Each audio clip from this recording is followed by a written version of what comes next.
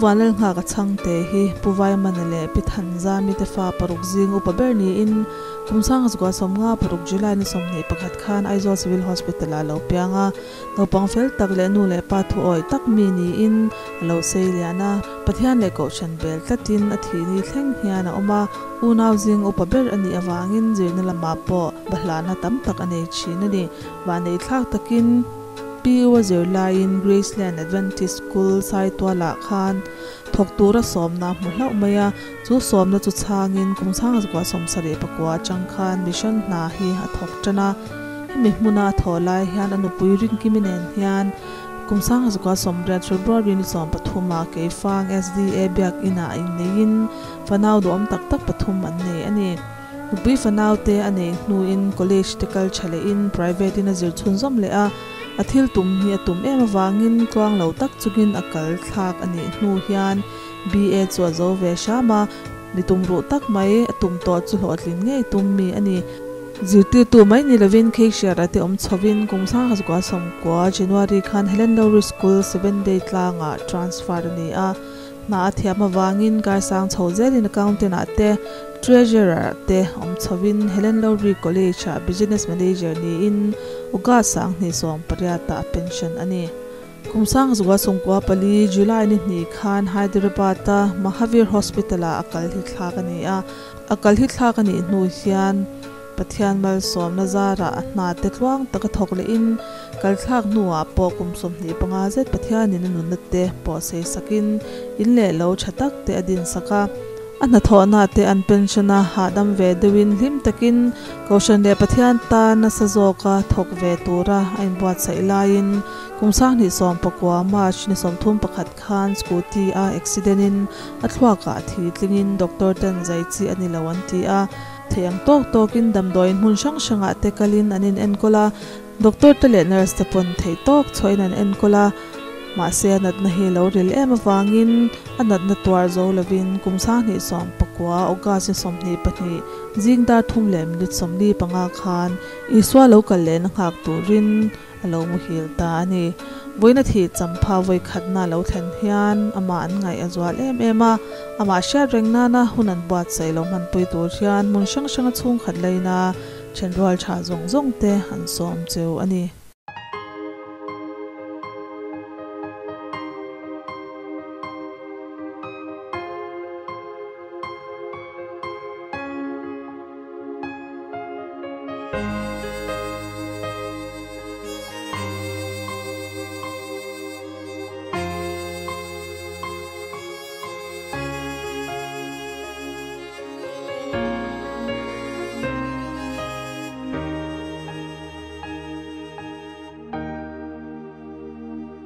ô ma ngày tu kalal nung ne lung ma in chau ma ila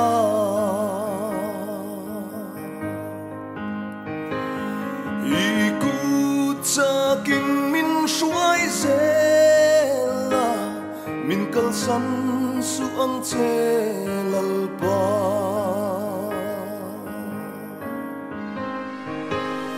leia lung du chen ma ila tho le na ni ro pui ya chua chan dam tu lal i suwa ke bula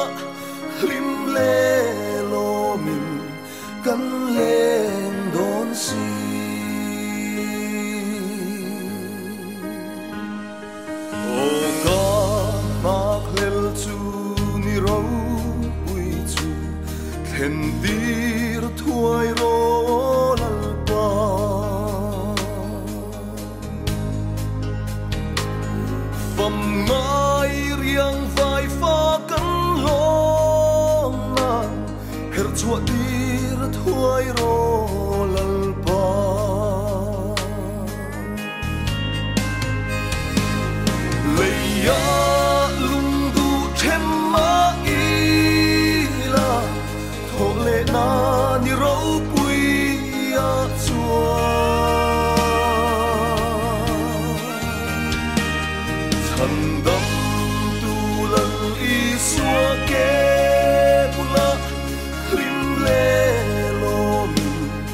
kan lên đón si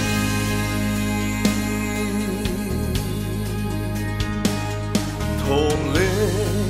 nan ni râu bui a chuan lal ban mit tui shu fa yang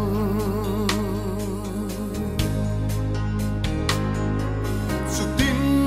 lo min kan leng sa ang mangai lung du then te nen chuan leia lung du then ma ila tho le na ni ro pui a chuan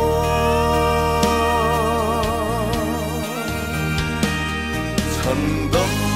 tu lal i xua ke bula lim le lo min kan lên đón si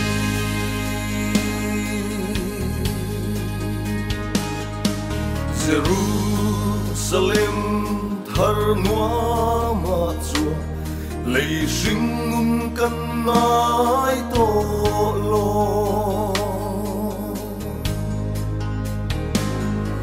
chatuan in lal pa ne na chua mangai te nen kan leng don si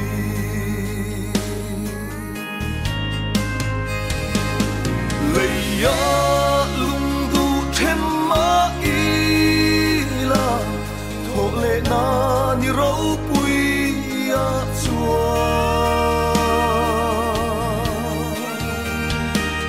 chan dam tu lal i xua ke bula lim le lo min kan lên đón si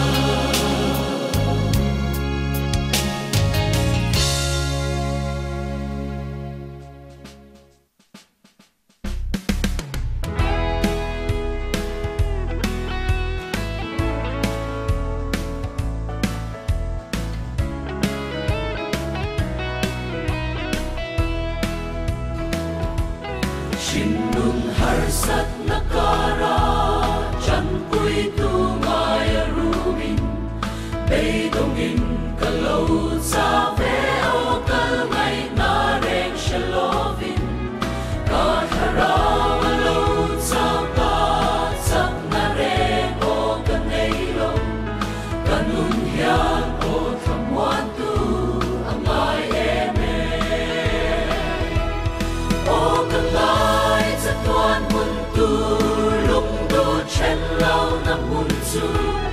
su ta san dam tu fakin o sa tua ning kan ling to ang he ku ve lung mai na le cha na te a bo to ang o kan ba bel to eme su mun wam su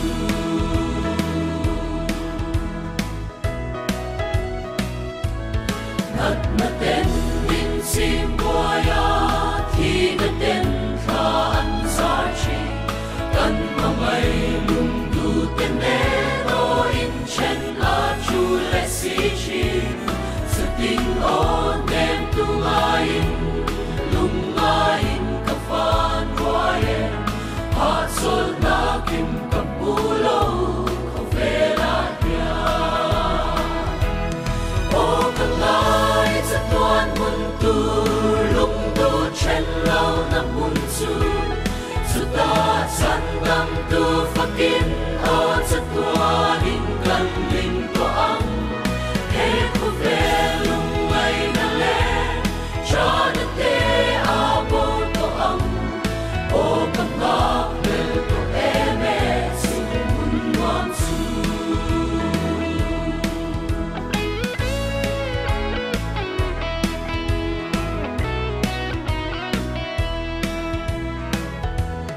o ring tu i don mai em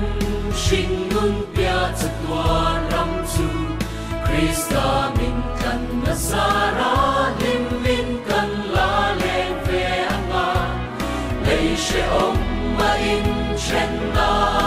a ko vam kan tu kiama kanun hian o chu bun su a clear fo chi o kan lai cha tuan mun tu lung tu chen lao na mun su su ta san dam tu fakin o cha tuan in kan lim to ang he ko ve lung mai na le cha na te a bo to ang o ka ma bel to eme su mun wam su o ka ma bel to eme